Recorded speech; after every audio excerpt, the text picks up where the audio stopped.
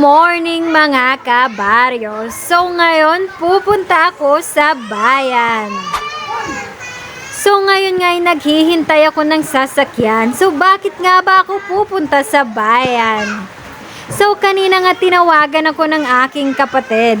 Ewan ko ba kung bakit. At ayun nga ay pinuntahan ko naman siya. Tapos bigla niya akong binati ng happy birthday. Tapos bigla akong nagulat na binigyan niya ako ng pera. Aba, syempre, natuwa naman ako. Magpapasalamat na sana ako na biglang sabihin, bumili ka ng isang sakong bigas at ulam. Aray, parang nanikip yung dibdib ko kasi nga akala ko'y birthday gift ko yun.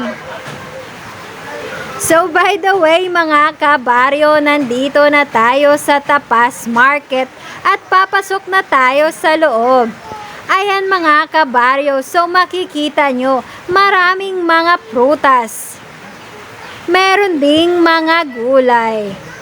At syempre kung ano-ano pa. Syempre mga kabaryo, yung bibilhin ko dito is karne ng baboy.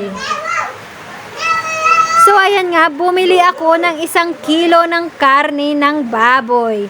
Syempre mga kabaryo, pagkatapos kong bumili is kailangan ko nang umuwi. Abay mga kabaryo, ang hirap ng sasakyan kasi nga umuulan ngayon. At sa wakas mga kabaryo, nandito na rin ako sa bahay. Pero bakit parang dinadamdam ko pa rin yung sinabi ng aking kapatid? Ang sakit pala umasa.